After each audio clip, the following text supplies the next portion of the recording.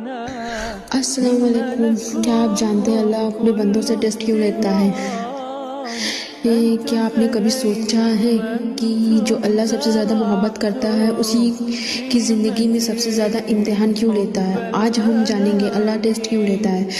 اللہ اپنے من پسند بندوں کو ٹیسٹ کرتا ہے. اللہ قرآن میں فرماتا ہے کہ وہ اپنے بندوں کو ڈر، بھوک اور نقصان سے آزماتا ہے، لیکن صبر کرنے والوں کے لیے خوشخبری ہے.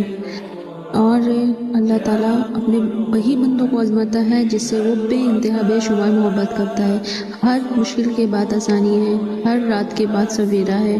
تو اللہ کے ہر چیز سے، ہر امتحان سے کبھی گھبرانا نہیں چاہیے. امتحان تو بندے کو اسٹرانگ بناتا ہے. جیسے سونے کو آگ سے گزرنا پڑتا ہے، ٹھیک ویسے ہی وہ اور زیادہ قیمتی ہو جائے، ویسے ہی اللہ اپنے بندوں کو بھی امتحان سے گزارتا ہے.